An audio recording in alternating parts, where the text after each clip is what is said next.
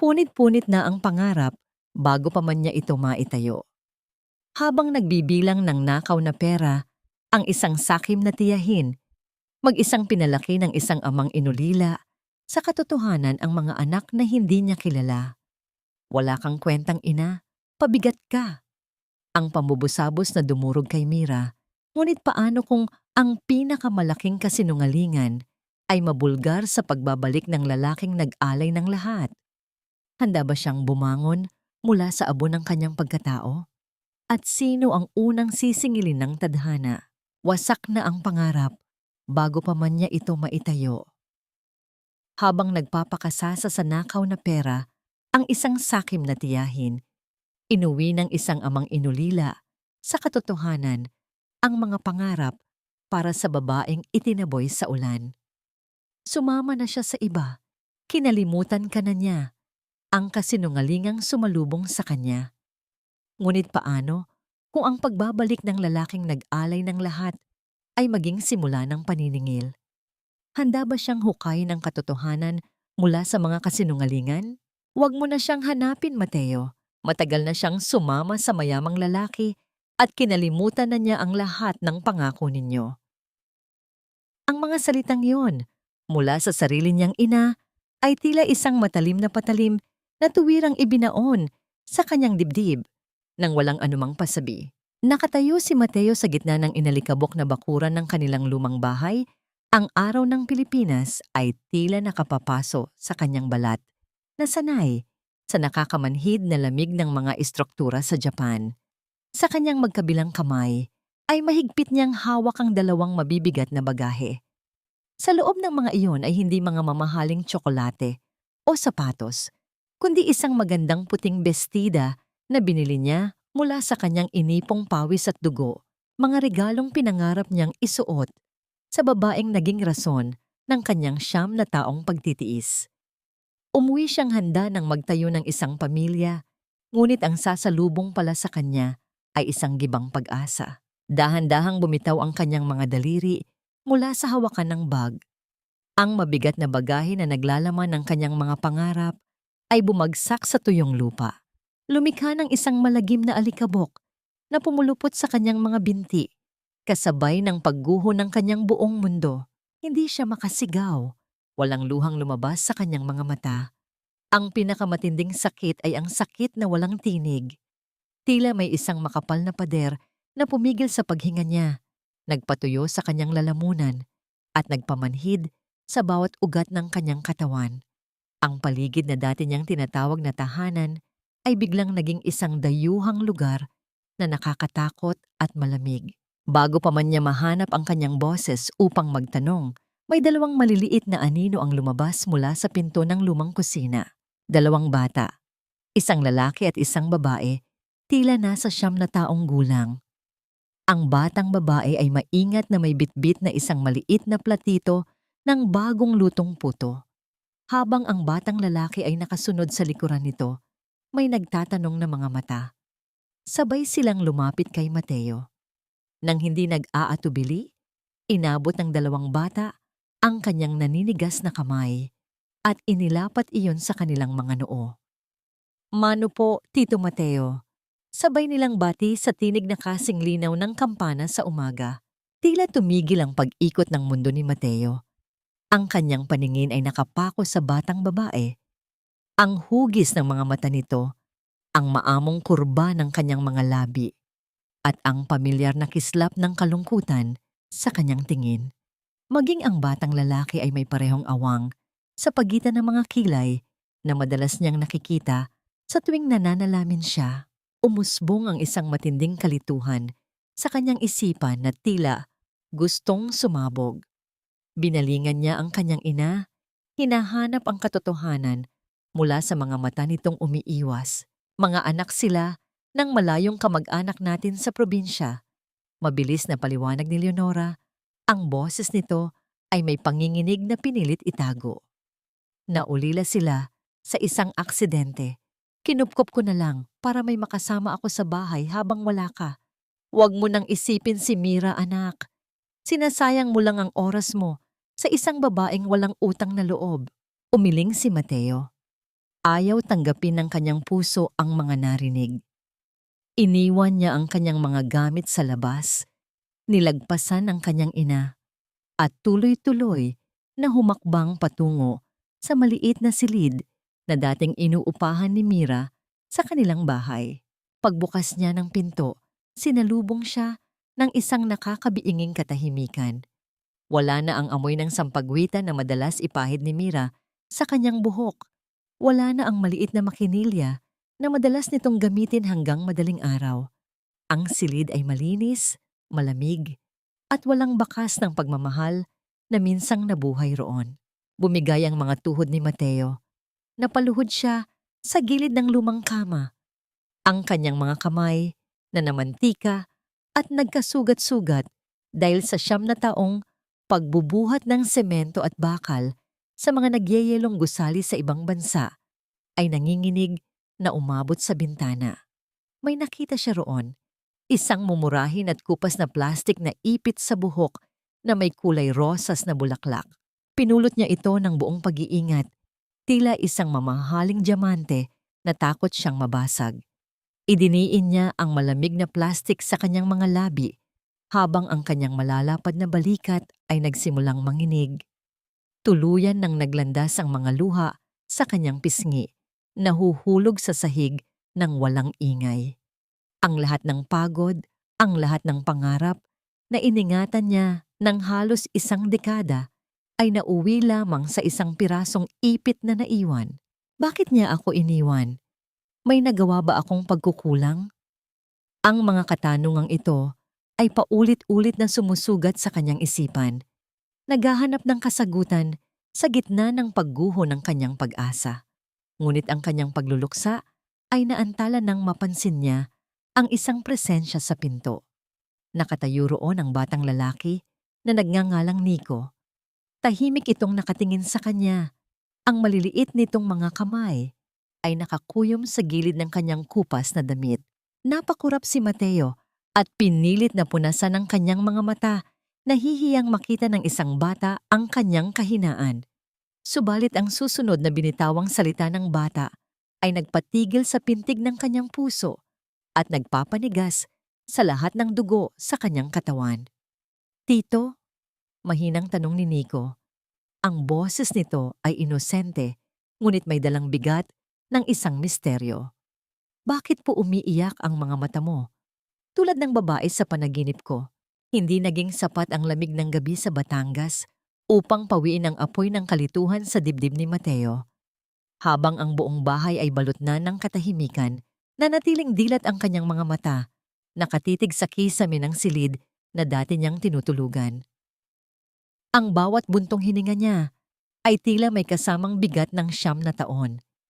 Hindi siya makapaniwalang ang bahay na pinangarap niyang punan ng tawanan nila ni Mira ay naging isang bodega ng mga lihim na hindi niya maunawaan. Dahan-dahan siyang bumangon at lumabas patungo sa balkonahe, umaasang ang simoy ng dagat ay makapagbibigay ng linaw sa kanyang isipan. Ngunit hindi ang dagat ang sumalubong sa kanya, kundi ang maliit na figura ni Nico na nakaupo sa sahig ng balkonahe. Tila may seryosong ginagawa sa ilalim ng malamlam na liwanag ng buwan. Nilapitan niya ang bata at nakitang pilit nitong inaayos ang isang maliit na truck na gawa sa plastik na ang isang gulong ay tuluyan ng natanggal. Napansin ni Mateo ang paraan ng pagkunot ng noo ng bata. Ang bahagyang pagkagat nito sa kanyang ibabang labi habang tutok na tutok sa ginagawa. Isang pamilyar na pakiramdam ang humaplos sa puso ni Mateo. Iyon ang eksaktong hitsura niya sa tuwing nahaharap siya sa mahihirap na problema sa konstruksyon sa Japan. Naupo si Mateo sa tabi ng bata, kinuha ang maliit na gulong at sinubukang ikabit ito gamit ang kanyang malalapad na kamay. Sa gitna ng kanilang pananahimik, naramdaman ni Mateo ang isang kakaibang koneksyon, isang uri ng pagkilala na hindi kayang ipaliwanag ng logic. Ang bawat galaw ni Nico, ang paraan ng pagsandal nito ng ulo, ay tila isang replika ng sarili niyang pagkatao. Sa sandaling iyon, ang puot niya sa pag-alis ni Mira ay panandaliang natabunan ng isang hindi maipaliwanag na lambot para sa batang ito. Kinaumagahan, maagang nagising si Leonora. Kitang-kita ang pagkabalisa sa kanyang mga kilos habang inihahanda ang almusal. Nang iabot ni Mateo ang isang makapal na sobre ng perang kinita niya mula sa ibang bansa, mabilis itong kinuha ni Leonora at agad na itinago sa loob ng kanyang damit. Ngunit hindi nakaligtas sa paningin ni Mateo ang mabilis na sulyap ng kanyang ina sa ilalim ng lumang aparador kung saan naroon ang isang kinalawang na lata ng biskwit na tila itinago ng maigi sa likod ng mga lumang kumot. May kung anong takot sa mga mata ni Leonora na hindi kayang itago ng kanyang mga pekeng ngiti. Habang nagkakape si Mateo sa hapagkainan, lumapit sa kanya si Amara. Ang batang babae ay tila mas malambot ang loob kaysa sa kanyang kapatid. May dala itong isang maliit na baso ng tubig at inilapag iyon sa harap ni Mateo. Tila isang mahiyaing handog. Napansin ni Mateo ang isang pirasong tela na nakatiklop sa bulsa ng bata. Nang dahan-dahan itong mahulog, mabilis itong pinulot ni Mateo. Isang puting panyo iyon. May embroidery ng isang dilaw na bulaklak, isang mirasol. Ang mga tahi ay puno ng pag-iingat. At ang bawat kurba ng talulot ay tila may ibinubulong na pangalan. Kay mama po yan, mahinang sabi ni Amara. Ang kanyang boses ay tila isang haplos sa sugatang puso ni Mateo. Sabi ni Lola, iniwan daw po yan ni mama bago siya umalis. Pinahiram po sa akin ni Lola para hindi ako matakot sa dilim. Tila tumigil ang paghinga ni Mateo. Ang mirasol ay ang paboritong bulaklak ni Mira at ang ganitong uri ng pagbuburda ay ang tanging talento na ipinagmamalaki ng babae sa kanya noon. Tiningnan niya ng matama ng kanyang ina. Ang bawat piraso ng ebidensya ay tila nagsisimulang magbuo ng isang larawang pilit na itinatago ni Leonora. Ma, sabihin mo ang totoo. Seryosong tanong ni Mateo. Ang kanyang boses ay mababa, ngunit puno ng awtoridad. Sino ba talaga ang mga batang ito? Bakit ang panyong ito ay kay Mira? Bakit parang may kung anong itinatago ka sa akin sa tuwing nababanggit ang pangalan niya? Biglang nagbago ang timpla ni Leonora. Ang kanyang pagkabalisa ay naging galit. Isang defensive na mekanismo upang pigilan ang pag-uusisa ng anak. Binagsak niya ang hawak na sandok sa lababo na lumikha ng isang matunog na ingay na bumasag sa katahimikan ng kusina. Sinabi niya sa matigas na tono na wala nang dapat pag-usapan pa, na ang mga bata ay biyaya ng Diyos mula sa mga yumaong kamag-anak at kung patuloy na maghahanap si Mateo ng multo ng nakaraan, siya mismo ang wawasak sa sarili niyang buhay. Ngunit bago pa man makasagot si Mateo, narinig ang marahas na kalansing ng gate sa labas. Isang matinis na boses ang pumailan lang, boses na tila isang hudyat ng paparating na bagyo. Ang presensya ng taong ito ay sapat na upang magpatayo ng balahibo ni Mateo. Si Severina, ang tiyahin ni Mira, na laging naghahasik ng kaguluhan, ay pumasok sa kanilang bakuran na may kasamang malapad at mapait na nangiti. Ang kanyang mga mata ay hindi nakatuon kay Mateo, kundi sa mga mamahaling gamit na nakatambak pa rin sa balkonahe, tila isang buwayang nakakita ng biktima. Mateo, uwi ka na pala anak, sigaw ni Severina habang ang kanyang mga kamay ay mabilis na humahawak sa tela ng kanyang bagong bili na blusa. Salamat naman at may mag-aayos na ng bahay na ito. Akala ko ba ay nakalimutan mo na kami? Tulad ng ginawa ng walang kwentang pamangkin ko. Ang bawat salita ni Severina ay puno ng lason, ngunit ang mas nakakabahala ay ang paraan ng pagtingin niya kay Nico at Amara. Isang tingin na tila tinitimbang kung magkano ang halaga ng mga batang ito sa kanyang palad. Hindi sapat ang makapal na kolorete sa mukha ni Severina upang itago ang itim ng kanyang budhi.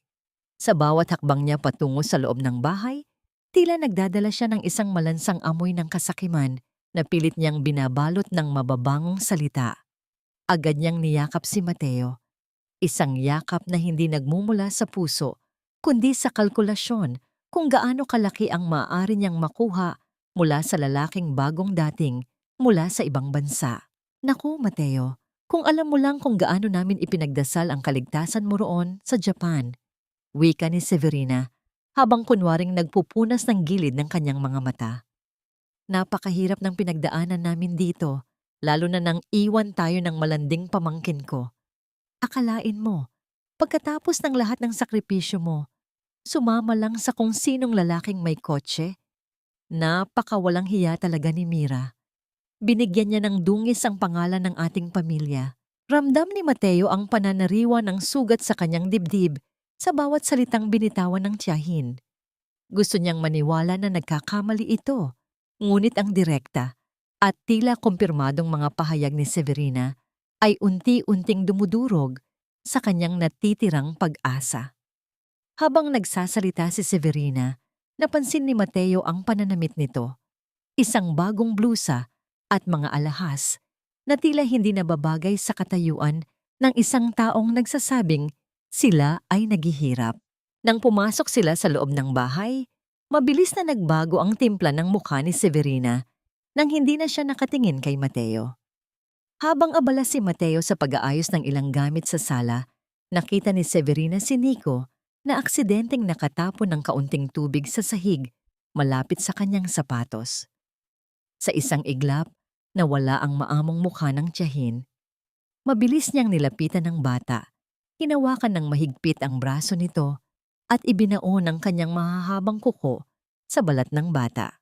Bata ka, palamunin ka na nga, perwisyo ka pa. Pabulong na rito ni Severina. Ang boses ay tila isang ahas na naglalabas ng lason. Huwag na huwag kang iiyak, dahil kung hindi, ipapakain kita sa mga aso sa labas.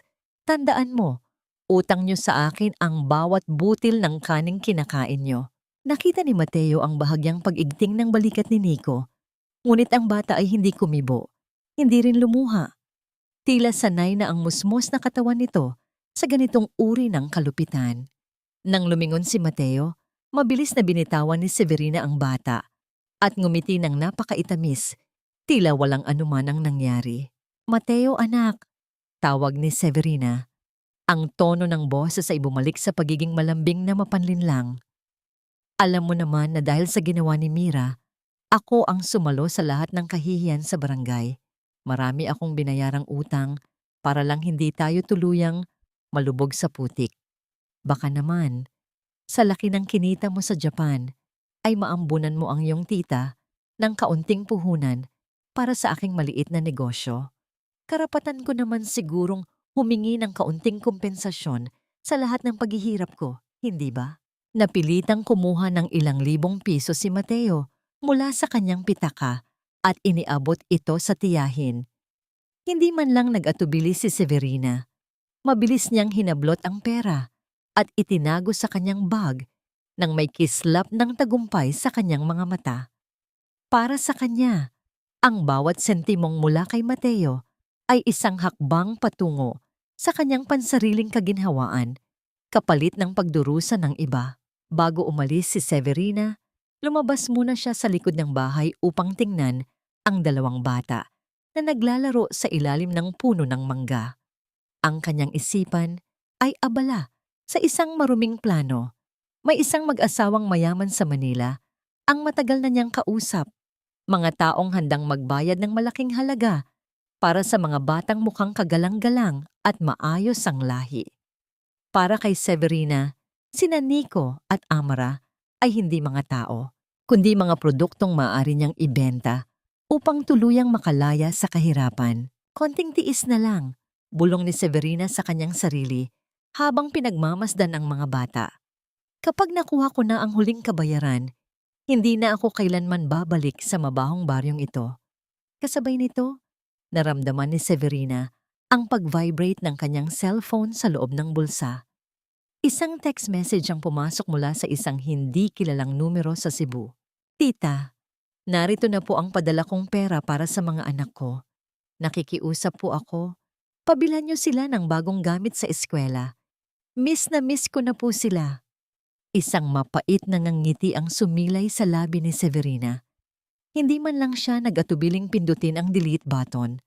Pagkatapos ay inayos niya ang kanyang buhok at naglakad palabas ng gate na tila siya ang pinakamabuting tao sa mundo. Malayong malayo sa tahimik na simoy ng dagat sa Batangas, ang bawat hininga ni Mirasol sa daungan ng Cebu ay lasa ng kalawang, pawis at malansang amoy ng mga isda. Ang bawat hakbang niya sa mainit na semento ay tila paglakad sa ibabaw ng mga pako, ngunit hindi siya tumitigil. Sa kanyang likuran ay pasan niya ang isang mabigat na basket ng mga isdang nakabaon sa yelo. Ang lamig nito ay tumatagos sa kanyang manipis na damit at humahapdi sa kanyang namamagang balat.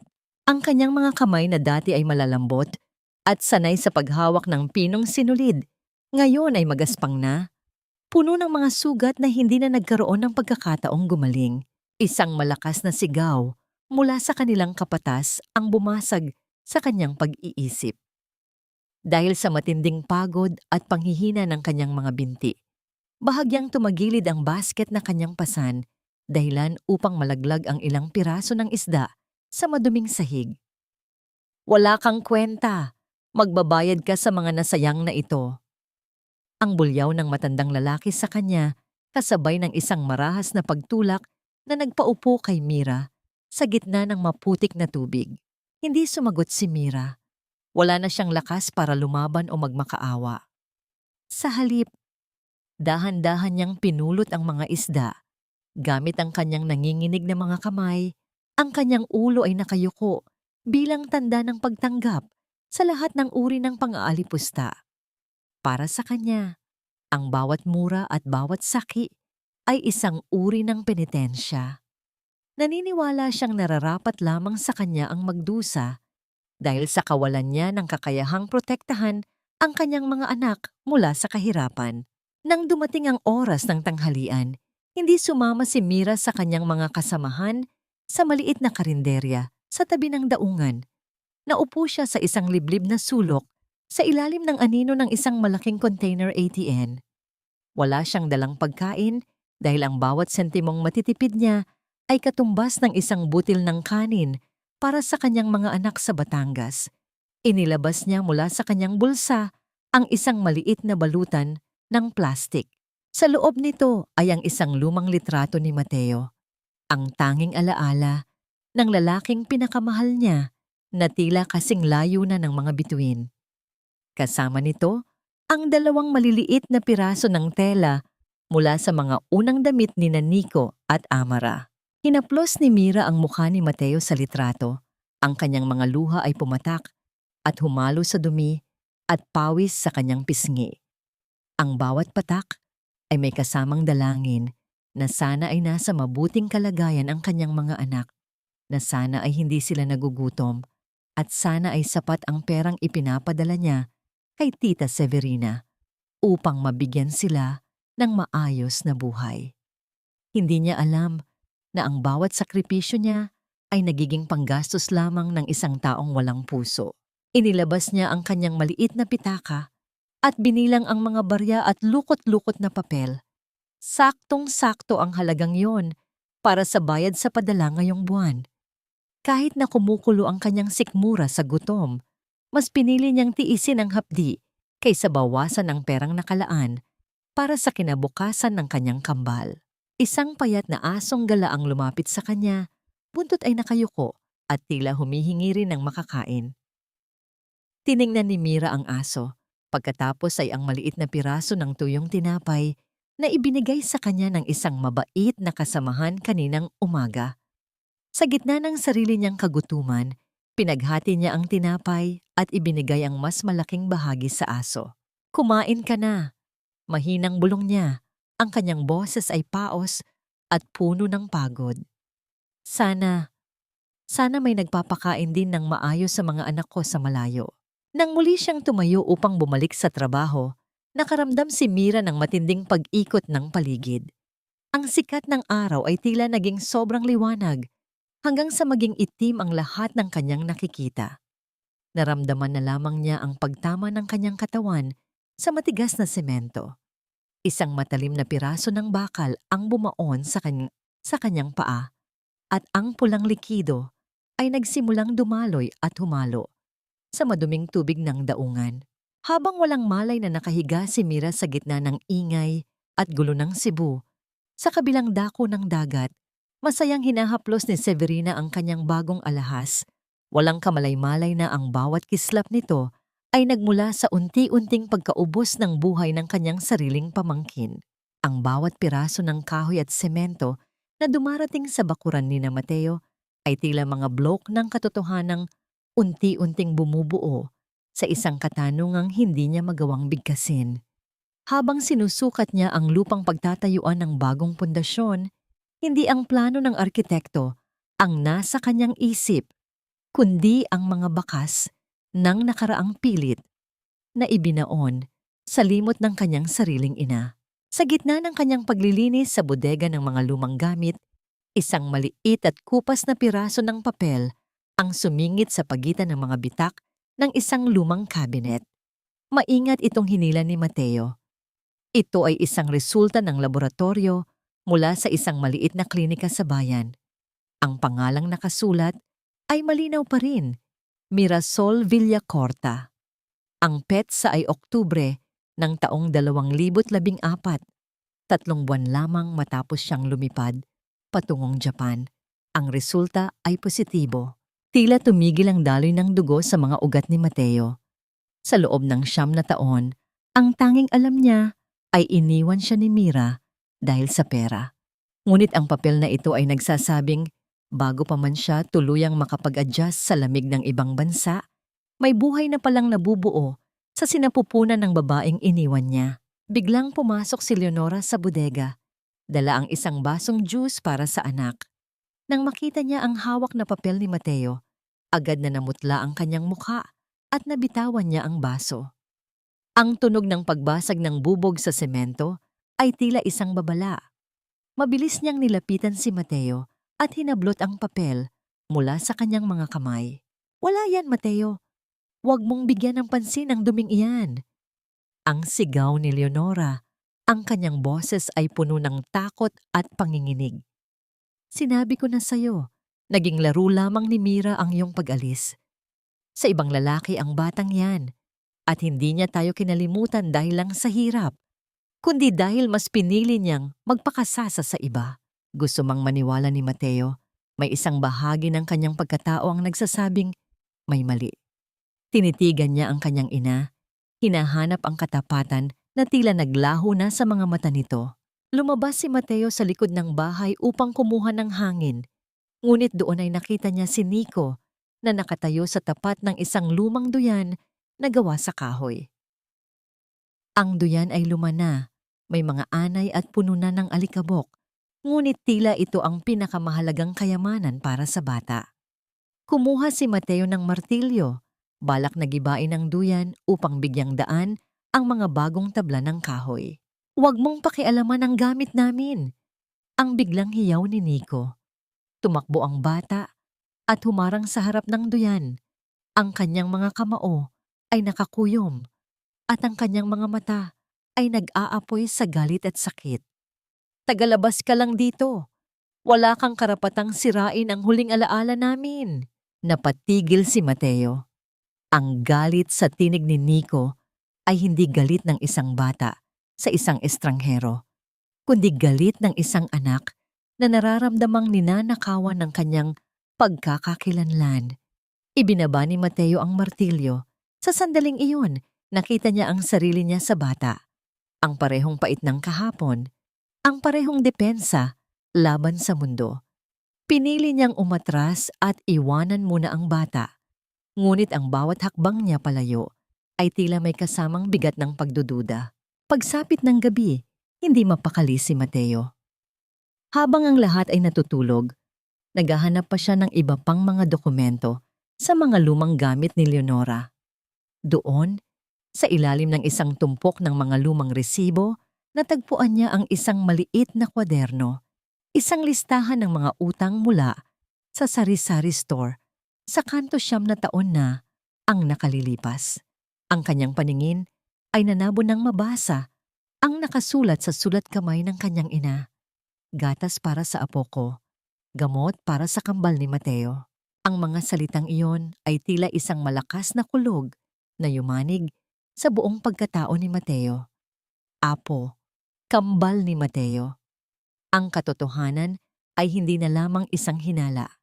Ito ay isang malupit na realidad na isinigaw ng isang lumang pahina ng kwaderno. Ang gabi ay tila naging isang saksi sa panginginig ng mga kamay ni Mateo habang hawak ang lumang kwaderno. Ang bawat letra ng salitang apo at kambal ni Mateo ay tila mga buhay na uling na dumidiriit sa kanyang balat. Hindi siya makapagsalita, hindi siya makagalaw.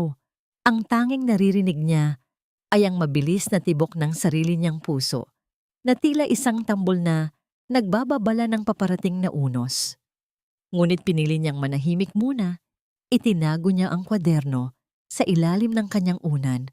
Binalot ang kanyang galit ng isang malamig na pasensya.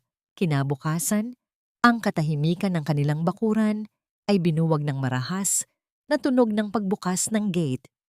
Pumasok si Severina na tila ba siya ang may-ari ng lupang tinatapakan niya. Suot niya ang isang matingkad na pulang blusa at mga hikaw na ginto na tila kumikinang sa ilalim ng sikat ng araw. Mga bagay na alam ni Mateo ngayon na binili mula sa nakaw na pawis ni Mira. "Leonora, nasaan ka, kumare?" Ang malakas na tawag ni Severina habang dire-diretsyong pumasok sa kusina. Hindi man lang pinansin si Mateo na abala sa pag-aayos ng mga tabla sa labas. Sinundan sila ni Mateo ng walang ingay. Tumayo siya sa likod ng pintuan ng kusina upang pakinggan ang usapan ng dalawang matanda.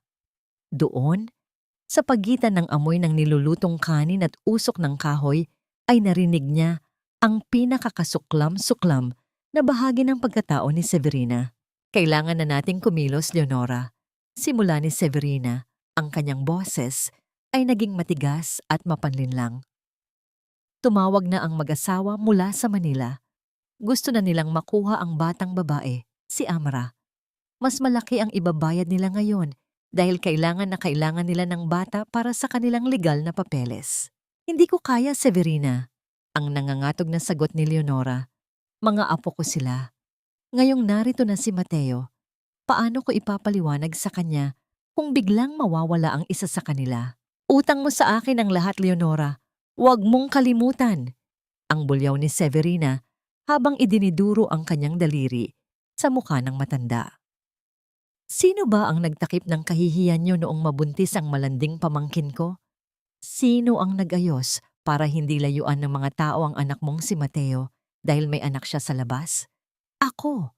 At ngayon, dahil lang sa kaunting awa, ay tatalikuran mo ang usapan natin? Pabigat lang ang mga batang yan sa inyo." Sa labas ng pinto, naramdaman ni Mateo ang matinding pagnanais na sumugod at sakalin ang babaeng nagsasalita. Ngunit bago pa siya makakilos, narinig ang tunog ng nabasag na pinggan sa sahig. Si Amara, nakukuha sana ng tubig, ay nakatayo sa may pintuan. Ang kanyang maliliit na kamay ay nanginginig at ang kanyang mga mata ay puno ng kilabot. Narinig niya ang lahat. "Bata ka!" ang hiyaw ni Severina. Mabilis niyang nilapitan ng bata at marahas na sinabunutan ng buhok nito. Pilit na iniaangat ang mukha ni Amara. "Napakawalang hiya mo talaga. Katulad ka ng ina mong mapangmatyag. Sa tingin mo ba ay may puwang ka pa dito? Ibebenta kita sa mga taong magpapakulong sa'yo sa isang madilim na silid." Hindi na nakapagpigil si Leonora. Sa gitna ng kanyang takot, nanaig ang dugong nananalaytay sa kanyang mga ugat bilang lola. Sinugod niya si Severina at mabilis na kinagat ang kamay nito upang mapakawalan ang buhok ni Amara. Ang sigaw ng sakit ni Severina ay umaling-awngaw sa buong kabahayan. "Layuan mo ang apo ko!" ang sigaw ni Leonora habang yakap-yakap ang nanginginig na si Amara. Dito na pumasok si Mateo. Ang bawat hakbang niya ay tila nagdadala ng bigat ng isang gumuguhong bundok. Ang kanyang mukha ay hindi kakikitaan ng anumang emosyon, maliban sa kanyang mga mata na tila nagbabaga sa galit. "Anong ginagawa mo sa bahay ko, Tita Severina?" ang malamig na tanong ni Mateo. Ang kanyang boses ay kasing talim ng isang labaha na dahan-dahang humihiwa sa katahimikan. Napalingon si Severina. Mabilis na binawi ang kanyang kamay at pilit na nag-ayos ng sarili. Ngunit ang takot sa kanyang mga mata nang makita ang hitsura ni Mateo ay hindi niya naitago.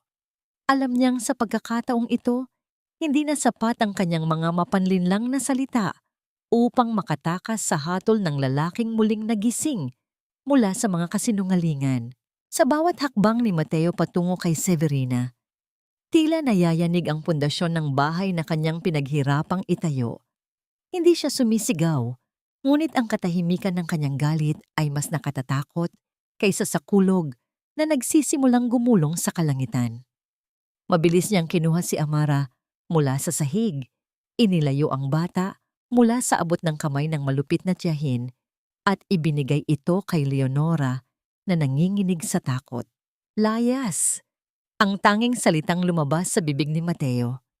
Mahina ito, ngunit punong-puno ng awtoridad na hindi matatanggihan. Mateo, anak, pinapangunahan ka lang ng emosyon. Pinoprotektahan ko lang ang dangal niyo. Ang pilit na pagdadahilan ni Severina habang pilit na inaayos ang kanyang nagulong buhok at blusa. Huwag kang maniniwala sa batang yan. Sinungaling ang laking kalsada na yan. Hindi kumibo si Mateo. Sa halip kinuha niya ang bag ni Severina na nasa mesa at marahas itong ibinato palabas ng gate. Ang tunog ng pagbagsak ng bag sa tuyong lupa ay tila isang huling hudyat. Sabi ko, layas, huwag na huwag mo nang tatapakan ang lupang ito, Severina. Dahil sa susunod na makita kita, malapit sa mga anak ko, hindi lang bag mo ang itatapon ko sa labas. Ang banta ni Mateo, ang kanyang mga mata ay nananatiling nakapako sa mukha ng tiyahin. Wala nang nagawa si Severina kundi ang lumabas. Bitbit ang kanyang galit at mga planong pansamantalang naudlot. Sa kanyang pag-alis, naging saksi ang dilim ng papasok na gabi sa kanyang mga bulong ng paghihiganti. Kasabay ng pag-alis ng kontrabida ay ang pagdating ng isang tunay na unos. Ang langit ng Batangas ay biglang nagbago. Ang kaninang kahel na liwanag ay napalitan ng kulay abo at lila na ulap. Ang hangin ay nagsimulang umihip ng malakas. Pinatititig ang mga dahon ng niyog at pinalalagas ang mga tuyong sanga sa bubungan.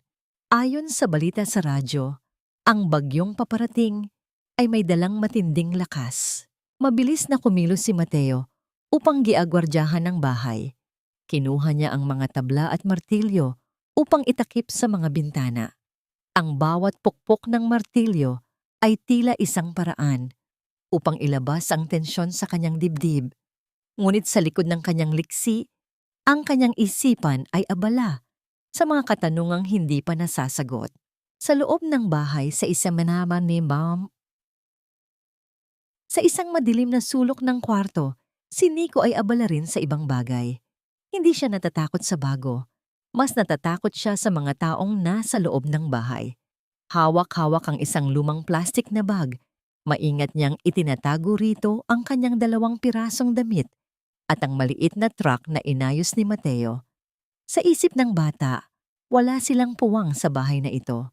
Narinig niya ang usapan tungkol sa pagbebenta at naniniwala siyang si Mateo, tulad ni Severina, ay hindi rin sila tunay na mahal.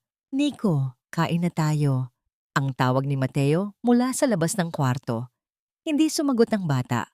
Nanatili siyang nakaupo sa sahig, nakayakap sa kanyang mga tuhod at naghihintay ng pagkakataong makatakas. Pagsapit ng malalim na gabi, tuluyan nang nanalasa ang bagyo. Ang ulan ay bumubuhos na tila walang katapusan, lumilikha ng nakatutulig na ingay sa ibabaw ng yero. Biglang namatay ang lahat ng ilaw. Sa gitna ng kadiliman, tanging ang kislap ng kidlat ang nagbibigay ng panandaliang liwanag sa loob ng bahay. Si Mateo, na nakaupo sa sala, ay nakarinig ng isang mahinang tinig mula sa altar. Nilapitan niya ito at nakita ang kanyang ina na nakaluhod sa harap ng imahen ng Birheng Maria. Ang mukha ni Leonora ay basa ng luha at ang kanyang mga balikat ay nayayanig sa bawat hikbi. Sa ilalim ng dagundong ng kulog, Narinig ni Mateo ang mga salitang wawasak sa huling pader ng pagdududa sa kanyang puso. Patawad, Panginoon. Patawarin mo ako sa ginawa ko kay Mirasol at sa mga apo ko. Ang bulong ni Leonora, tila isang x-ray ng kanyang nagdurusa na budhi. Patawad dahil pinili kong itago ang totoo kay Mateo. Dahil hinayaan kong magdusa ang ina ng mga batang ito sa malayo para lang sa sarili naming kapakanan. Napatigil si Mateo sa likuran ng kanyang ina. Ang lamig ng ulan sa labas ay hindi mapapantayan ng lamig na gumapang sa kanyang buong pagkatao. Ang bawat salita ni Leonora ay tila isang kumpirmasyon ng lahat ng kanyang kinatatakutan. Buhay ang dalawang batang yan, Mateo. Mga dugot laman mo sila na pilit kong itinanggi dahil sa takot ko na mawala ang kinabukasan mo. Ang boses ni Leonora ay halos lunurin ng malakas na hiyaw ng hangin sa labas. Ngunit para kay Mateo, ang mga salitang iyon ay mas malakas pa sa anumang kulog na narinig niya sa buong buhay niya. Nakatayo si Mateo sa gitna ng dilim, hawak ang isang flashlight na ang liwanag ay nakatutok sa basang sahig. Kanina lamang ay abala siya sa pagtatakip ng mga butas sa bubong, iniisip ang kaligtasan ng kanyang ina at ng mga bata sa gitna ng banta ng bagyo. Ang bawat patak ng pawis at pagod niya sa gabing iyon ay inialay niya para sa kaginhawaan ng pamilyang akala niya ay kailangan siyang sandigan. Ngunit sa isang iglap, ang bawat sakripisyo niya ay tila naging isang malupit na biro. Hindi nakakilos si Mateo. Ang flashlight sa kanyang kamay ay dahan-dahang lumaylay hanggang sa tuluyan itong mahulog sa sahig, lumikha ng isang matunog na kalansing na bumasag sa tensyon. Ang liwanag nito ay gumulong patungo sa mga paa ng kanyang ina, na ngayon ay nakaluhod na sa harap ng altar, basang-basa ng sariling luha. Naramdaman ni Mateo ang isang kakaibang panlalamig na nagsisimula sa kanyang mga paa hanggang sa umakyat ito sa kanyang dibdib. Tila tumigil ang pagdaloy ng hangin sa kanyang baga. Ang bawat pintig ng kanyang puso ay naging isang mabigat na pasanin. Tila may isang malaking bato na nakadagan sa kanyang paghinga. Bago pa man makapagsalita si Mateo, isang marahas na tunog ng pagbukas ng pinto ang narinig mula sa kwarto ng mga bata. Sa kislap ng kidlat, nakikita niya si Amara na nakatayo sa pintuan, nanginginig at umiiyak. "Si Nico po! Wala na po si Nico!" Ang sigaw ng bata sa gitna ng kanyang mga hikbi. Tumakbo po siya palabas sa ulan. Natatakot po siya na ibenta niyo kami. Ang huling pader ng katinoan ni Mateo ay tuluyang gumuho. Wala na siyang pakialam sa mga lihim ng kanyang ina o sa galit na nararamdaman niya.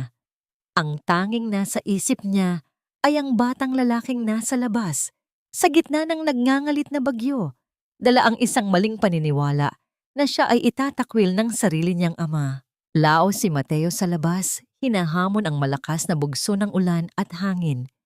Ang bawat hakbang niya sa putik ay tila isang pakikipagkarera sa kamatayan. "Nico, anak, nasaan ka?"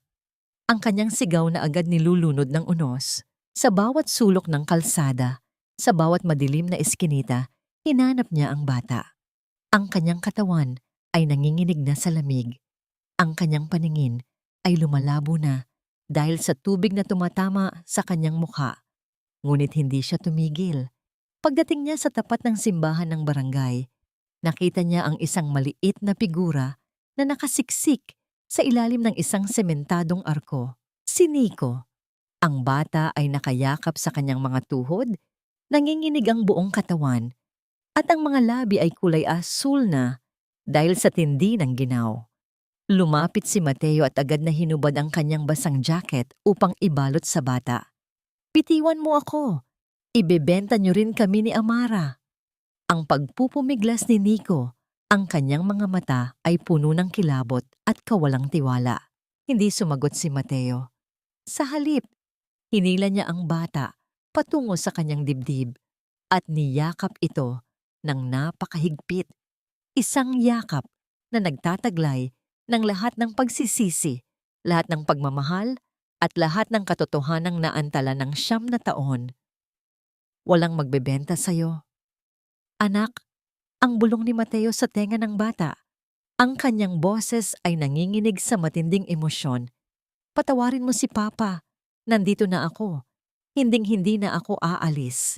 Sa unang pagkakataon, naramdaman ni Mateo ang paglambot ng katawan ni Nico. Ang bata ay nagsimulang umiyak, hindi dahil sa takot, kundi dahil sa isang uri ng ginhawa na ngayon lamang niya naramdaman.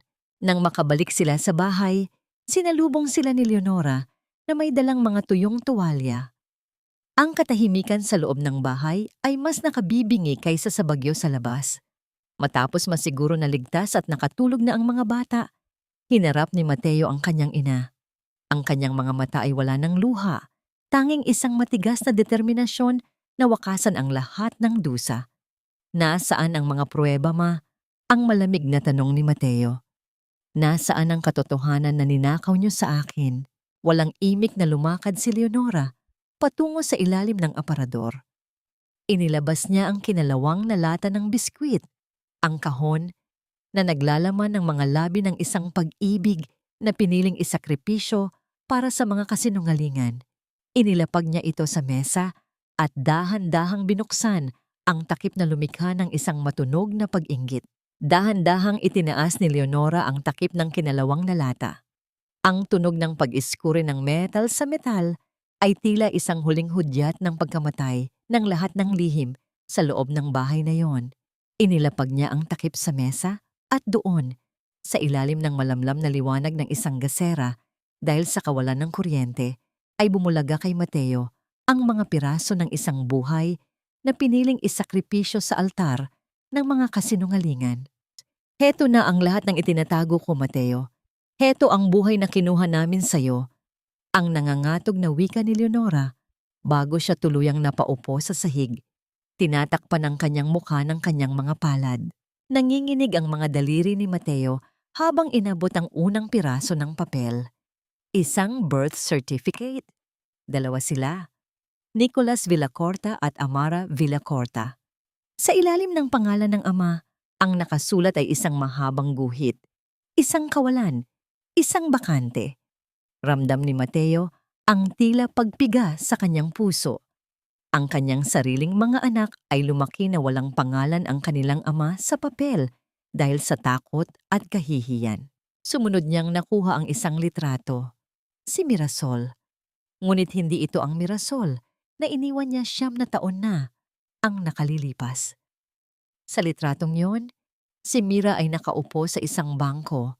Ang kanyang sinapupunan ay malaki na, ngunit ang kanyang mukha ay tuyot at ang kanyang mga balikat ay tila pasa ng buong mundo. Ang kanyang mga mata ay nakatingin sa lente ng kamera nang may labis na pangungulila. Tila umaasa na ang kumuha ng larawan ay ang lalaking nasa kabilang dako ng dagat. Sa ilalim ng litrato ay isang sulat na nakatiklop ng maigi. Ang papel ay madilaw na at may mga bakas ng tuyong luha. Binuksan ito ni Mateo. Ang sulat kamay ni Mira, na dati ay maayos at pino, ngayon ay tila nagmamadali at nanginginig. Mateo, patawad. Ang bungad ng sulat na tila isang tinig na bumubulong sa tenga ni Mateo sa gitna ng kadiliman. Sabi ni Tita Severina, masisira lang ang kinabukasan mo kapag nalaman mong buntis ako. Sabi niya, pabigat lang ako sa'yo. Wala akong pera, Mateo. Wala akong maibibigay sa mga anak natin, kundi kahihiyan. Pinili kong umalis para hindi ka mahirapan, para makapagtayo ka ng magandang bahay para kay Nanay Leonora. Alagaan mo sila, Mateo. Sana, kahit hindi mo alam na sayo sila, maramdaman mo ang pagmamahal ko sa kanila. Tila gumuho ang kisame ng bahay sa ibabaw ni Mateo. Ang bawat salita ni Mira ay tila isang latigo na humahagupit sa kanyang kaluluwa.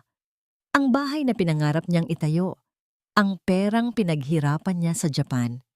Lahat ng yon ay naging rason para itaboy ang babaeng pinakamahal niya.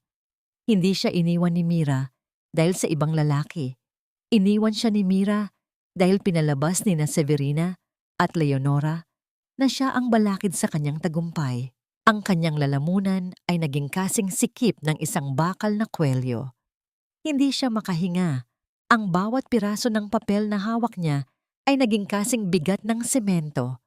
Pakiramdam niya ay nalulunod siya sa gitna ng tuyong lupa.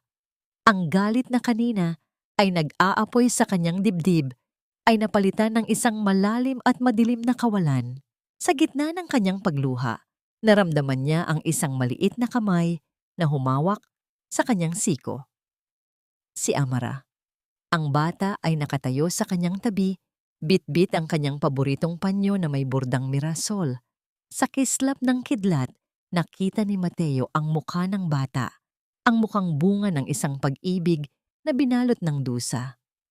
Papa? Mahinang tawag ni Amara. Isang salita lamang, ngunit sapat na upang tuluyang mabasag ang natitirang tatag ni Mateo. Niyakap ni Mateo ang kanyang anak ng buong higpit. Ang kanyang mga hikbi ay tuluyan ng kumawala. Lumilikha ng isang malungkot na himig na sumasabay sa hagupit ng bagyo sa labas. Ngunit sa gitna ng kanyang pag-iyak, ang kanyang mga mata ay dahan-dahang tumingin sa kawalan.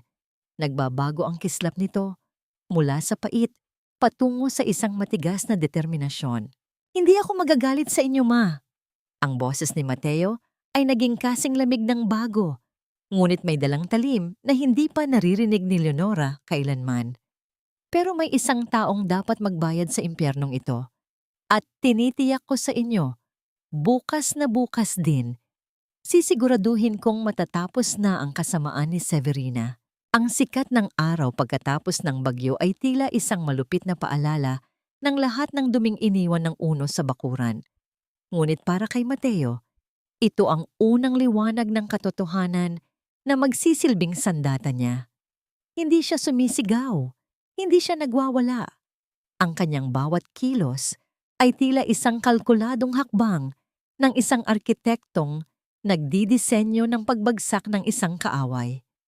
Habang ang buong bayan ay abala sa paglilinis ng mga natumbang puno, abala naman si Mateo sa pagbubuo ng mga ebidensyang wawasak sa kuta ng kasinungalingan ni Severina.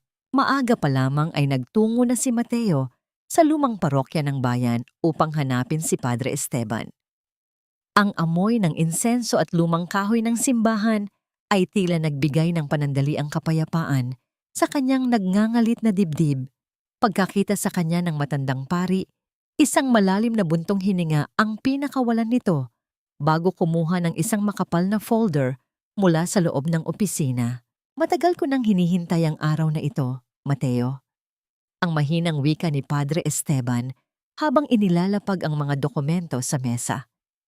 Tinulungan ko si Mirasol na magbukas ng account sa bangko noon para doon niya ipadala ang lahat ng kinikita niya sa Cebu. Ngunit dahil wala siyang ibang mapagkakatiwalaan, binigyan niya ng awtoridad si Severina na mag-withdraw para sa pangangailangan ng mga bata. Heto ang mga kopya ng bank statements. Nanlabo ang paningin ni Mateo habang binabasa ang mga numero. Kitang-kita ang bawat transaksyon, ang bawat pisong ipinadala ni Mira mula sa kanyang pagod sa Cebu ay agad na kinukuha ni Severina sa loob lamang ng ilang oras. Walang napunta sa mga bata. Ang lahat ng pawis at dugo ni Mira ay naging pambili ni Severina ng kanyang mga luho. Hindi lamang yon. Ibinigay din ni Padre Esteban ang isang listahan ng mga plaka ng sasakyan na madalas dumaan sa harap ng simbahan. 9 na taon na ang nakalilipas. Mga sasakyang pagmamay-ari ng isang mag-asawang taga Manila na ayon sa mga bali-balita ay dinala ni Severina sa bahay ni Leonora upang tingnan ang mga bata. Dala ang mga impormasyong ito, mabilis na nagmaneho si Mateo patungong Manila. Ang ungol ng makina ng kanyang sasakyan ay tila sumasabay sa determinasyon sa kanyang puso. Natuntun niya ang tirahan ng mag-asawang kumuha sana sa kanyang mga anak. Sa simula ay ayaw makipagtulungan ng mga ito, ngunit nang ipakita ni Mateo ang kanyang pagkatao at ang ebidensya ng panloloko ni Severina, lumambot ang loob ng mga ito. Isang lumang recorder ang inilabas nila Isang pag-uusap kung saan malinaw na maririnig ang boses ni Severina na nakikipagtawaran sa presyo ng kambal. Tila ba sila ay mga hayop na ibinebenta sa palengke? Pabigat lang ang mga batang yan sa amin. Ang rinig na boses ni Severina sa recording. Kahit kalahati na lang ng napagkasunduan, basta kunin niyo na sila sa lalong madaling panahon bago pa bumalik ang ama nila. Habang pabalik ng Batangas, huminto muna si Mateo sa isang maliit na bookstore. Bumili siya ng 2 bagong backpack, mga lapis at kwaderno. Sa bawat cover ng mga kwaderno, maingat niyang isinulat ang mga pangalan, Nico Alvarado at Amara Alvarado. Ang pagsulat niya sa kanyang apelyido ay tila isang panata na hinding-hindi na muling itatago ang katotohanan. Pagdating niya sa bahay, nadatnan niya si Severina na naroon na naman, mayabang na nakaupo sa sala habang kinakausap si Leonora tungkol sa pagbebenta ng lupa upang makaahon sa hirap. Hindi muna siya pumasok. Pinanood niya ang tiyahin mula sa bintana. Ang bawat ngiti nito ay tila isang uod na kumakain sa dangal ng pamilya. Nilapitan ni Mateo ang kanyang mga anak na naglalaro sa ilalim ng puno. Ibinigay niya ang mga bagong gamit sa kanila. Mag-aaral kayo ng mabuti, bulong niya habang hinahaplos ang buhok ng dalawa. Simula ngayon, wala nang dapat katakutan. Ako ang bahala sa inyo. Ipapangako ko sa inyo, babalik ang mama niyo. Nakita ni Mateo ang kislap ng pag-asa sa mga mata ni Nico at Amara. Isang kislap na 9 na taong pinatay ng kasamaan. Ang bawat tawa ng kanyang mga anak ay naging dagdag na lakas para sa kanya. Kinuha ni Mateo ang kanyang cellphone at tumawag sa kapitan ng barangay. Ang kanyang boses ay kalmado, walang halong galit. Ngunit may dalang bigat ng isang huling hatol. Kapitan, may hihilingin lang po akong pabor para sa pagpupulong bukas. Gusto ko pong marinig ng buong bayan ang isang mahalagang anunsyo tungkol sa pamilya Villacorta at Alvarado. Pagbaba niya ng telepono, tinitigan ni Mateo ang nagdidilim na langit. Bukas, ang araw na sumisikat ay hindi lamang magdadala ng init, kundi magdadala ng katarungang matagal na ipinagkait. Ang sikat ng araw sa labas ng bulwagan ng barangay ay tila isang malupit na ilaw ng entablado.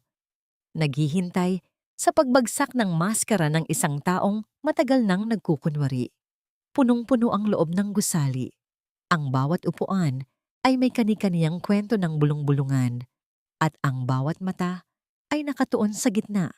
Naroon si Severina, suot ang kanyang pinakamagarang damit na tila isang reyna ng kadiliman. Kampanteng nakaupo habang winawagayway ang kanyang pamaypay. Akala niya ay siya ang bida sa usaping ito. Akala niya ay ang kanyang mga kasinungalingan pa rin ang mananaig. Tumayo si Mateo mula sa kanyang upuan. Ang kanyang bawat hakbang patungo sa gitna ng silid ay tila isang mabigat na pintig ng katarungan. Sa kanyang kamay ay hawak niya ang isang makapal na folder at ang kanyang cellphone. Ang mga sandatang wawasak sa pader ng kasinungalingan. Lumingon siya sa mga tao. Ang kanyang boses ay malalim, kalmado, ngunit may talim na tila humihiwa sa hangin. Mga kabarangay, narito tayo ngayon hindi para pag-usapan ng lupa, kundi para pag-usapan ng isang buhay na pilit winasak ng isang taong pinagkatiwalaan natin. Ang panimula ni Mateo. May isang babae rito sa ating nayon na 9 na taong itinuring na basura, tinawag na walang utang na loob at pinalabas na linta sa lipunan. Ngunit ang totoo, siya ang naging biktima ng pinakamasamang uri ng katrayduran. Biglang tumayo si Severina. Ang kanyang mukha ay naging kasing pula ng kanyang blusa. Anong drama ba ito, Mateo? Kung ang tinutukoy mo ay ang malanding si Mira, huwag mo na kaming seryosohin. Alam nating lahat na sumama siya sa kung sino-sinong lalaki at iniwan ang kanyang mga anak. Huminga ng malalim si Mateo. Isang malamig na ngiti ang sumilay sa kanyang labi. Salamat. At binanggit mo ang kanyang pangalan, Tita Severina, dahil ikaw ang taong kailangang makinig sa lahat ng ito. Inilabas ni Mateo ang mga bank statement mula sa folder. Ang tunog ng paglipat ng mga papel ay tila bawat saksak sa dangal ni Severina. Heto ang mga patunay. Sa loob ng 9 na taon, bawat sentimong pinagtrabahuhan ni Mira sa Cebu bilang isang kargador sa daungan. Isang trabahong kinalimutan niya ang sariling katawan para lang may makain ang kanyang mga anak, ay dumiretso sa bulsa mo. Ikaw ang kumuha ng perang para sana sa gatas at gamot ni Nico at Amara. Nagsimulang magbulungan ang mga tao. Ang katahimikan kanina ay napalitan ng isang lumalaking alingaw-ngaw ng pagkagulat at pagkadismaya. Ngunit hindi doon tumigil si Mateo. Pinindot niya ang play button sa kanyang cellphone at ang boses ni Severina ay umalingaw-ngaw sa buong bulwagan sa pamamagitan ng mga speaker. Pabigat lang ang mga batang iyan sa amin. Basta kunin niyo na sila sa lalong madaling panahon bago pa bumalik ang ama nila. Ang boses na yon, na puno ng kawalang puso at kasakiman, ay tila isang lason na kumalat sa loob ng silid. Ang reaksyon ng mga tao ay kasing bilis ng kidlat. Ang mga dating sumusunod sa mga kwento ni Severina ay ngayon ay nakatingin sa kanya nang may labis na pagkasuklam. Ang pamayipay ni Severina ay nalaglag sa sahig. Ang kanyang mga kamay ay nagsimulang manginig at ang kanyang mga mata ay pabalik-balik na tumitingin sa pintuan, naghahanap ng matatakasan. "Kriminal ka, Severina!" Ang sigaw ng isang matandang babae mula sa likuran. "Pinagkatiwalaan ka namin, pero nagbebenta ka pala ng sarili mong kadugo." Pumasok ang mga pulis barangay upang pigilan ang nagngangalit na damdamin ng mga tao. Nilapitan nila si Severina, na ngayon ay nagsisisigaw na tila isang nawawala sa sarili. Isinusumpa ang lahat, pilit na kumakawala, habang ang mga posas ay dahan-dahang itinatali sa kanyang mga kamay. Ang kanyang pagbagsak ay naging isang palabas na naging hudyat ng katapusan ng kanyang paghahari sa takot. Hinarap muli ni Mateo ang mga tao. Ang kanyang boses ay puno na ng emosyon. Si Mirasol Villacorta ay hindi pabigat. Siya ang pinakamatapang na babaeng kilala ko. At simula sa araw na ito, sino mang magsalita ng masama laban sa kanya ay sa akin na ang huling harapo. Sa gitna ng kaguluhan, isang matandang tindera ng gulay, ang parehong babae na dati ay nangunguna sa panunukso kay Mira, ay dahan-dahang lumapit kay Mateo. Kinuha nito ang isang piraso ng puting tela mula sa kanyang balikat at inilagay ito sa braso ni Mateo. Ang kanyang mga mata ay puno ng luha. "Patawad, anak. Patawad sa amin na hindi naging matalas ang paningin sa katotohanan." Nakuha na ni Mateo ang hustisyang matagal nang ipinagkait sa kanyang pamilya. Ngunit sa gitna ng kanyang pagluwag ng kalooban, biglang uminit ang cellphone sa loob ng kanyang bulsa. Isang tawag mula sa isang hindi kilalang numero sa Cebu. "Kayo po ba si Mateo Alvarado? Narito po ako sa ICU ng Ospital ng Cebu." Ang pasyenteng si Mirasol Villacorta, bigla pong huminto ang kanyang paghinga. "Kailangan niyo pong pumunta rito sa lalong madaling panahon." Ang kagalakan sa mukha ni Mateo ay biglang napawi, napalitan ng isang nakakamatay na takot. Ang ingay ng mga tao sa paligid niya ay tila biglang nawala, at ang tanging naririnig niya ay ang mahaba at walang katapusang huni ng makina ng puso sa kanyang isipan. "Sir, kailangan niyo nang magmadali. Baka hindi na siya umabot sa umaga." Ang tinig ng nurse sa kabilang dako ng linya ay tila isang malupit na hatol na pumatay sa lahat ng ingay at kagalakan sa loob ng bulwagan ng barangay. Nakatayo pa rin si Mateo sa gitna ng mga taong nagbubunyi para sa kanyang tagumpay laban kay Severina. Ngunit sa isang sandali, ang lahat ng katarungang ipinaglaban niya ay tila naging abo. Ano ang silbi ng pagkapanalo kung ang babaeng naging pundasyon ng kanyang bawat pangarap ay unti-unti nang bumibitaw sa huling hininga nito? Naramdaman ni Mateo ang matinding panginginig ng kanyang mga kamay. Ang cellphone na hawak niya ay dahan-dahang nadulas mula sa kanyang palad at bumagsak sa semento. lumikha ng isang mahinang tunog na tila hudyat ng muling pagguho ng kanyang mundo. Ang paligid ay biglang lumabo. Ang mga mukha ng kanyang mga kabarangay na bumabati sa kanya ay naging mga aninong walang hugis. Ang hangin sa loob ng gusali ay naging kasing sikip ng isang bakal na hawla. Tila ninanakawan siya ng bawat pagkakataong makahinga ng maluwag. Hindi na nag-atubili si Mateo. Tumakbo siya palabas, hindi pinapansin ang mga taong tumatawag sa kanyang pangalan. Ang bawat hakbang niya patungo sa paliparan ay tila isang pakikipagkarera sa kamatayan. Sa loob ng eroplano, ang katahimikan ng gabi ay naging kasing bigat ng semento. Nakatingin siya sa labas ng bintana, sa mga ulap na tila mga malalaking bundok ng pagsisisi.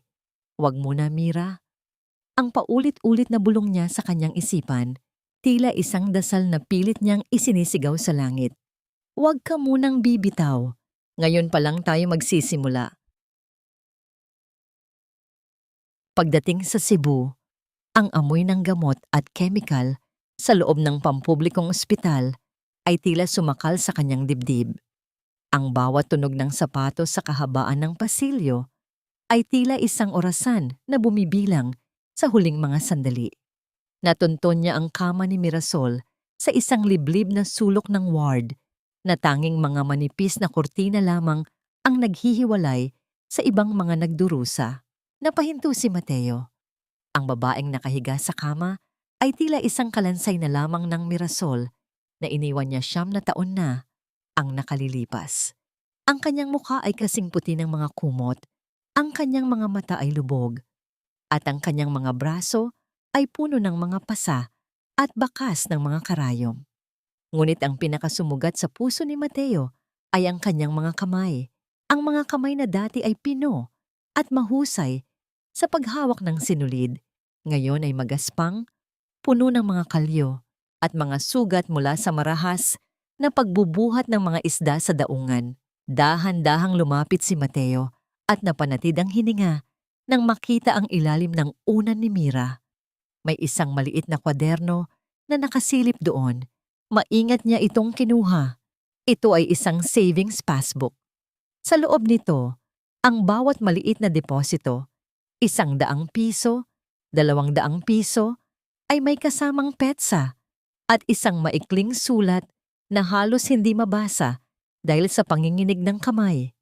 Para sa gatas, ni Nico at Amara. Para sa bagong sapatos ng mga anak ko. Kaunti na lang, makakauwi na si Mama. Ang bawat pahina ay may bakas ng tuyong luha, tila isang mapa ng dusa at pag-asa na itinago ni Mira sa gitna ng kanyang kalungkutan. Gumuho ang tatag ni Mateo. Napaluhod siya sa tabi ng kama. Kinuha ang malamig at magaspang na kamay ni Mira at idiniin ito sa kanyang pisngi. Ang init ng kanyang sariling luha ay pumatak sa balat ng babae. Isang tahimik na paghingi ng tawad para sa lahat ng mga taon na hindi niya nalaman ang katotohanan. "Nandito na ako, Mira." Ang bulong ni Mateo. Ang kanyang boses ay basag at puno ng pagdurusa. "Tapos na ang pagtatrabaho mo. Ako naman. Ako naman ang mag-aalaga sa'yo." Sa gitna ng nakabibinging katahimikan ng ICU, biglang naramdaman ni Mateo ang bahagyang paggalaw ng mga daliri ni Mira. Ang mga mata ng babae ay dahan-dahang bumukas, tila isang mabigat na pinto na pilit na iniangat. Nang makita niya ang mukha ni Mateo, sa halip ng ngiti o ginhawa, ang nakita ni Mateo sa mga mata nito ay isang matinding takot. Mabilis na binawi ni Mira ang kanyang kamay mula sa pagkakahawak ni Mateo. Pilit niyang inuupo ang kanyang nanghihinang katawan. Ang kanyang paghinga ay naging mabilis at gulo, tila isang ibon na nakulong sa isang bitag. "Huwag, huwag mong kukunin ang mga anak ko." Ang nangangatog na hiyaw ni Mira. Ang kanyang boses ay paos at puno ng pait. "Wala na akong pera, Mateo. Heto, kunin mo na ang lahat sa akin, pero parang awa mo na. Huwag mo silang itatago sa akin dahil lang sa mahirap ako." Tinitigan ni Mira si Mateo ng may halong kilabot. Tila naniniwala siya na ang lalaking mahal niya ay naroon lamang upang ipagpatuloy ang kalupitang sinimulan ni Severina. Tila binuhusan ng nagyayelong tubig ang buong pagkatao ni Mateo nang marinig ang pagsusumamo ni Mira. Ang bawat panginginig ng boses nito ay isang matalim na paalala kung gaano kalalim ang sugat na iniwan ng 9 na taong panlilinlang. Hindi siya agad lumapit. Dahan-dahan siyang umatras ng isang hakbang upang bigyan ng espasyo ang babaeng tila isang sugatang ibon na takot sa bawat galaw ng tao sa kanyang paligid. Mira, makinig ka sa akin. Ang mahinang simula ni Mateo, ang kanyang tinig ay kasing amo ng ihipin ng hangin sa madaling araw. Hindi ako narito para saktan ka. Hindi ako narito para ilayo sa'yo sina Nico at Amara. Narito ako dahil alam ko na ang lahat. Alam ko na ang bawat sakripisyo mo, ang bawat patak ng pawis mo sa daungan na ito para lang sa ating mga anak. Napatigil si Mira, ang kanyang mga mata ay nananatiling nanlalaki sa gulat habang ang kanyang dibdib ay mabilis na tumataas at bumababa. Ang salitang ating mga anak ay tila isang banyagang tunog na pilit niyang pinoproseso sa kanyang isipan. Dahan-dahang inilabas ni Mateo ang maliit na passbook mula sa ilalim ng unan at ang liham na nahanap niya sa kinalawang na lata ni Leonora. Nakita ko na ang lahat, Mira. Alam ko na ang panloloko ni Tita Severina. Wala na siya, Mira. Wala na ang taong nanakot sa'yo. Siya na ang nagbabayad sa lahat ng kasamaang ginawa niya sa pamilya natin. Ang dugtong ni Mateo habang unti-unting lumalapit muli sa tabi ng kama. Sa sandaling iyon, tila gumuho ang huling pader ng pag-aalinlangan sa puso ni Mira. Ang matinding pagod, ang gutom, at ang sako-sakong kalungkutan na binuhat niya ng mag-isa sa loob ng halos 1 dekada ay biglang bumigay. Isang malalim at gumaralgal na hikbi ang kumawala sa kanyang lalamunan. Isang tunog ng paglaya mula sa isang madilim na kulungan. Hindi na niya napigilan ang sarili. Sumubsob siya sa dibdib ni Mateo at doon ay ibinuhos ang lahat ng ulat ng kanyang pagdurusa. Walang imik na niyakap siya ni Mateo. Iniyuko niya ang kanyang ulo at isinandal ang kanyang noo sa balikat ni Mira. Hinahayaan ang bawat patak ng luha ng babae na mabasa ang kanyang suot na baro. Ang init ng katawan ni Mira, kahit na nanghihina, ay tila isang nawalang piraso ng kanyang sarili na ngayon lamang muling nakauwi. Sa gitna ng amoy ng gamot at puting kurtina ng ospital, ang daigdig ay tila huminto upang bigyang daan ang paghihilom ng 2 kaluluwang pinaghiwalay ng tadhana. Lumipas ang ilang araw at unti-unti nang nagbabalik ang lakas ni Mira. Isang umaga, bago sila tuluyang lumabas ng ospital, dumating si Mateo na may dalang isang malaking balutan. Sa loob nito ay isang simpleng bestida na kulay asul, ang paboritong kulay ni Mira. Habang nag-aayos ang babae, tahimik na pinagmamasdan ni Mateo ang bawat galaw nito sa salamin. Nang matapos si Mira, lumapit si Mateo at lumuhod sa harap nito, hindi upang magmakaawa, kundi upang isuot ang isang bagong pares ng sapatos sa magaspang at may mga sugat na paa ng kanyang asawa. Maingat ang bawat galaw ni Mateo, tila ba hawak niya ang pinakadelikadong kristal sa buong mundo. Nang maingat na maikabit ang strap ng sapatos, dahan-dahang hinalikan ni Mateo ang mubuntan ng mga paa ni Mira, isang pagpapakumbaba at pagkilala sa bawat kilometrong nilakad nito sa hirap para sa kanilang mga anak. Mula ngayon, Mira, hindi mo na kailangang maglakad ng nakayuko, bulong ni Mateo habang nakatingin ng diretso sa mga mata nito. Tayo na ang magkasamang magpapatayo ng tahanan na hindi kayang tibagin ng anumang kasinungalingan. Isang mahiyaing ngiti ang sumilay sa mga labi ni Mira, ang unang namunang ngiti na umabot sa kanyang mga mata pagkatapos ng 9 na taon. Nang hawakan ni Mateo ang kanyang kamay upang alalayan siyang tumayo, naramdaman ni Mira ang init at proteksyon na matagal na niyang kinalimutan. Sa labas ng ospital, Ang sikat ng araw ay tila isang pangako ng bagong simula. Huminto ang sasakyan sa tapat ng pintuang daan na 9 taong naging saksi sa bawat luhang pumatak mula sa mga mata ni Mirasol bago siya tuluyang itinaboy ng tadhana.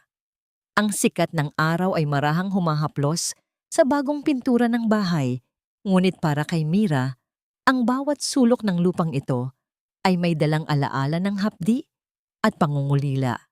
Naramdaman niya ang panginginig ng kanyang sariling mga daliri, kaya naman mabilis itong kinuha ni Mateo at mahigpit na piniga. Isang tahimik na pangako na sa pagkakataong ito, hindi na siya mag-isang papasok sa pintong iyon. Pagbaba nila ng sasakyan, bumukas ang gate at lumabas si Leonora. Ang matanda ay tila tumanda ng 10 taon sa loob lamang ng ilang araw. Wala na ang dating matikas at mapagmataas na tindig nito. Sa halip, ang kanyang mga balikat ay nakayuko. Pasan ang bigat ng kanyang sariling budhi. Nang magtagpo ang kanilang mga mata, hindi nakapagsalita si Leonora. Sa halip, dahan-dahan siyang bumagsak sa kanyang mga tuhod sa gitna ng semento. Ang kanyang mga kamay ay nakahawak sa laylayan ng damit ni Mira habang ang kanyang mga hikbi ay nagsimulang gumuhit sa katahimikan ng hapon. Patawad, Mirasol. Patawarin mo ako sa lahat ng kasamaang ginawa ko sa iyo. Ang paos na pagsusumamo ni Leonora, ang kanyang noo ay halos dumikit na sa lupa sa labis na kahihiyan. Naging bulag ako sa takot at pagmamahal sa anak ko. Hindi ko naisip na ang bawat sugat na ibinigay ko sa iyo ay sugat din sa sarili kong mga apo. Dahan-dahang yumuko si Mira. Sa halip na magalit o magtaas ng boses, inabot niya ang nanginginig na mga kamay ng kanyang biyenan at tinulungan itong tumayo. Isang mapait ngunit mapagpatawad na ngiti ang sumilay sa kanyang mga labi. Tapos na po ang bagyo, ma. Ang mahinang tugon ni Mira. Ang boses niya ay tila isang balsamo sa nagdurusa na puso ni Leonora. Hindi na po natin maibabalik ang 9 taon, pero maaari pa nating ayusin ang mga natitirang araw. Ngunit ang tunay na pagsubok ay nasa likuran ni Leonora. Nakatayo roon ang kambal. Si Amara ay nakatingin sa kanya nang may halong kuryosidad at takot. Habang si Nico ay nananatiling matigas ang tindig. Ang kanyang mga kamao ay nakakuyom sa gilid ng kanyang shorts. Dahan-dahang lumapit si Mira sa 2 bata. Pilit na binabalanse ang kanyang nararamdamang kaba at ang nag-uumapaw na pananabik na yakapin sila ng mahigpit. Lumapit si Amara at inilabas ang panyong may burdang Mirasol. Ikaw po ba ang nagburda nito? Mahinang tanong ng bata. Ang kanyang mga mata ay nagsisimulang mangilid ang luha. Sabi ni Lola, ang mama ko raw ang gumawa nito. Ikaw po ba ang mama ko? Hindi na nakasagot si Mira. Tumango na lamang siya habang ang kanyang mga luha ay tuluyan ng pumatak. Lumapit si Amara at yumakap sa kanyang binti. Isang yakap na tila nagdurugtong sa 9 taong pagkakalayo. Ngunit si Nico ay nananatiling malayo. Nakatingin lamang ang bata sa kanyang ina. Ang kanyang mga mata ay puno ng katanungang, bakit ngayon mo lang kami binalikan? Naramdaman ni Mira ang pait sa kanyang lalamunan. Hindi niya pinuwersa ang bata. Sa halip, kinuha niya mula sa kanyang bag ang isang maliit na balutan ng plastik. Sa loob nito ay isang tuyong bulaklak, isang Mirasol na pinitas ni Nico mula sa hardin noong siya ay 1 taon pa lamang bago tuluyang umalis si Mira. Iningatan ito ni Mira sa loob ng 9 taon sa Cebu. Tila isang anting-anting laban sa kawalan ng pag-asa. Nico, tawag ni Mira. Ang kanyang boses ay nanginginig sa pagmamahal. Araw-araw, bitbit ko ang bulaklak na ito. Hindi dahil iniwan ko kayo, kundi dahil ito ang nagpapaalala sa akin na may dahilan ako para mabuhay at bumalik. Pagsapit ng gabi, ang katahimikan ay bumalot sa buong kabahayan. Habang abala si Mira sa paglalaban ng ilang damit sa labas ng giis, isang mahinang kaluskos ang narinig niya mula sa likuran. Isang maliit na kamay ang humawak sa dulo ng kanyang damit. Si Nico. Ang bata ay nakatayo roon, bitbit ang kanyang paboritong damit, na may maliit na punit sa balikat. Pwede mo po ba itong tahiin, Ma? Ang tanong ni Nico. Ang kanyang boses ay basag at ang kanyang mga mata ay punong-puno ng pagsusumamo. Ang tawag na Ma ay tila isang himig mula sa langit na nagpabilis sa tibok ng puso ni Mira. Binitawan niya ang labada, kinuha ang bata, at doon, sa ilalim ng liwanag ng buwan, ay naganap ang pinakahihintay na pagbabalik. Ang pagtanggap ng isang anak sa inang matagal na nawala. Ngunit kailanman ay hindi nakalimot. Ang unang yakap ni Nico sa kanyang ina ay tila isang hudyat ng pagtatapos ng 9 na taong taglamig sa puso ng kanilang pamilya. Doon, sa ilalim ng malamlam na liwanag ng buwan sa tabi ng lumang giis, ang tunog ng agos ng tubig ay sumabay sa mga hikbi ng mag-ina na tila isang himig ng paglaya. Naramdaman ni Mira ang maliit na katawan ni Nico na nanginginig sa kanyang mga bisig, isang panginginig na unti-unting napalitan ng panatag na paghinga. Ang bawat haplos ni Mira sa buhok ng kanyang anak ay may kasamang dalangin na sana ay sapat na ang haba ng kanyang buhay upang punan ang lahat ng mga gabi na wala siya sa tabi nito. Makalipas ang ilang buwan, ang bahay ng mga Alvarado ay hindi na lamang isang istruktura ng semento at yero. Ito ay naging isang tunay na tahanan. Ang bakuran na dati ay puno ng alikabok at mga gamit sa construction ngayon ay malinis na at may maliliit na tanim na mga bulaklak, mga mirasol na nagsisimula nang mamukadkad sa ilalim ng init ng araw. Ang kulay ng bahay ay ginawang maaliwalas. Isang pintura na tila nag-aanyaya ng kapayapaan sa sinumang dadaan. Sa loob ng bahay, sa isang sulok ng sala na may pinakamagandang liwanag mula sa bintana, ay nakalagay ang isang bagong makinilya. Ito ang regalo ni Mateo kay Mira.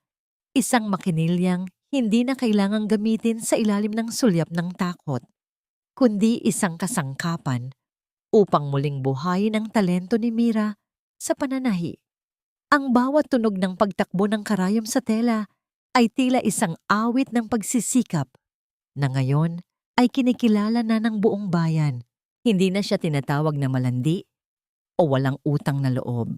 Ngayon, si Mirasol ay kilala na bilang pinakamahusay na modista sa kanilang lalawigan, isang babaeng iginagalang dahil sa kanyang tatag at paninindigan. Isang hapon, habang abala si Mira sa pagtatapos ng isang bestida, pumasok si Mateo mula sa kanyang maliit na tindahan ng mga materyales sa konstruksyon sa bayan. Hindi na niya kailangan pang bumalik sa Japan. Ang kanyang kinita ay sapat na upang magsimula ng sariling negosyo na nagbibigay sa kanya ng pagkakataong makauwi araw-araw at makasabay sa hapunan ang kanyang pamilya. Ibinaba ni Mateo ang kanyang gamit at agad na nilapitan ang kanyang asawa. Marahan niyang ipinatong ang kanyang mga kamay sa balikat ni Mira. Hinahaplos ang mga peklat at kalyo na nananatili pa rin doon. Mga marka ng isang bayaning hindi nagsusuot ng kapa. Gabi na, Mira. Magpahinga ka na muna. Ang mahinang sabi ni Mateo. Ang kanyang boses ay puno ng pagsinta at pag-aalaga. Sandali na lang ito, Mateo. Sagot ni Mira habang nakatingala sa lalaking kailanman ay hindi siya tuluyang tinalikuran. Gusto kong matapos ito para maisuot na ni Amara sa kanyang kaarawan bukas. Sa hapagkainan, ang tunog ng mga kobyertos ay sinasabayan ng masayang kwentuhan ni Nico at Amara tungkol sa kanilang mga grado sa eskwelahan. Si Leonora, na ngayon ay mas masayahin na ang mukha, ay abala sa pag-aabot ng pagkain sa kanyang mga apo. Ang kanyang paghingi ng tawad ay hindi lamang sa salita. Araw-araw niyang ipinapakita ang kanyang pagsisisi sa pamamagitan ng pagiging isang mapagmahal na lola at isang biyenang naging kakampi ni Mira sa lahat ng bagay. Bago matulog, nakita ni Mateo ang isang drawing na nakadikit sa pintuan ng refrigerator. Ito ay iginuhit ni Nico at Amara gamit ang kanilang mga bagong Crayola. Sa drawing ay may 4 na tao na magkakahawak kamay sa harap ng isang bahay na may dilaw na bubong at maraming bulaklak sa paligid.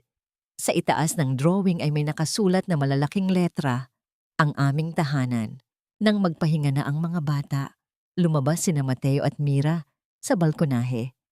Naupo sila sa isang bangko, magkadikit ang kanilang mga balikat habang pinagmamasdan ang katahimikan ng gabi. Kinuha ni Mateo ang kamay ni Mira at maingat na pinagsalikop ang kanilang mga daliri. Ang bawat haplos niya sa magaspang na palad ni Mira ay tila isang halik ng pasasalamat. Isinandal ni Mira ang kanyang ulo sa balikat ni Mateo. Dinaramdam ang bawat pintig ng puso ng lalaking nagbalik sa kanya ng kanyang dangal. "Alam mo, Mateo," bulong ni Mira, ang kanyang mga mata ay nakapako sa mga bituin. "Noong nasa Cebu ako, akala ko ay wala ng katapusan ng dilim. Akala ko ay habang buhay na akong magiging isang anino na walang pangalan." Hinila siya ni Mateo nang mas malapit sa kanyang dibdib. Ang kanyang braso ay nakapulupot sa balikat nito bilang proteksyon. "Ang bagyo ay dumaan lang para linisin ang daan natin, Mira. Ang mahalaga, napatunayan natin na ang tunay na pundasyon ng isang bahay ay hindi ang semento o bakal na dinala ko mula sa malayo." Tumingin si Mateo sa loob ng kanilang bahay kung saan mahimbing na natutulog ang kanilang mga anak. Ang tunay na pundasyon ay ang pag-ibig na kayang magtiis at ang katotohanang handang lumabas kahit gaano pa ito pilit na ibaon. Sa gitna ng katahimikan ng gabi sa Batangas, naramdaman nila ang isang uri ng kaligayahan na hindi kayang bilhin ng anumang halaga ng yen o piso. Ito ay ang kaligayahan ng isang pamilyang binuo ng dusa, pinatibay ng katotohanan, at pinag-isa ng isang pag-ibig na kailanman ay hindi susuko. Ang kanilang kwento ay hindi na tungkol sa isang amang nawala o isang inang itinaboy. Ito ay kwento na ng isang tahanang nahanap ang kanyang liwanag pagkatapos ng pinakamahabang gabi. Lumipas ang mga panahon at ang mga punla ng mirasol na itinanim ni Nico at Amara sa paligid ng kanilang bakuran ay naging ganap na mga bulaklak na laging nakatingala sa sikat ng araw. Ang bawat talulot ng mga ito ay tila sumasalamin sa bawat ngiting muling nabuhay sa loob ng tahanan ni Mateo at Mirasol. Ang mga sugat ng kahapon ay hindi man tuluyang nawala ang mga peklat. Nagsilbi naman ang mga itong paalala na ang bawat pait ay may katumbas na tamis kung ang pundasyon ng pagsasama ay nakaugat sa katotohanan. Ang pagpapatawad ay hindi naging isang biglaang pangyayari, kundi isang mahaba at tahimik na paglalakbay para sa kanilang lahat. Sa bawat umaga na ipinagluluto ni Leonora ng paboritong tsampurado ang kanyang mga apo, doon unti-unting natutunaw ang huling bakas ng puot sa kanyang dibdib. Ang kanyang pagsisisi ay hindi na idinadaan sa mga salita, kundi sa bawat haplos niya sa buhok ni Mira at sa bawat pag-aalaga niya sa bahay habang ang mag-asawa ay abala sa kanilang mga hanapbuhay. Nahanap ni Leonora ang kanyang kapayapaan sa pagtanggap na ang tunay na dangal ng isang ina ay wala sa pagtatago ng pagkakamali, kundi sa lakas ng loob na ayusin ang mga pagkakamaling iyon para sa kapakanan ng susunod na salinlahi. Sa bawat pag-ikot ng gulong ng makinilya ni Mira, tila isang uyayi ang naririnig ng buong kabahayan, isang awit ng tagumpay laban sa kahirapan at pangaalipusta. Ang mga kamay na dati ay nanginginig sa takot at pagod sa daungan ng Cebu, ngayon ay bihasa at matatag na sa paglikha ng mga magagandang kasuotan na nagbibigay ng kulay sa buhay ng ibang tao. Para kay Mira, ang pinakamalaking himala ay hindi ang kanyang pagyaman, kundi ang makitang lumalaki ang kanyang mga anak na may dangal, may apelyido ng kanilang ama, at may tiwalang kailanman ay hindi na sila muling iiwan ng tadhana. Nahanap na rin ni Mateo ang tunay na kahulugan ng kanyang pagbabalik. Ang bawat pangarap na binuo niya sa ilalim ng malamig na langit ng Japan ay natupad na, hindi sa pamamagitan ng pagkakaroon ng isang mansyon, kundi sa pagkakaroon ng isang pamilyang buo at nagmamahalan.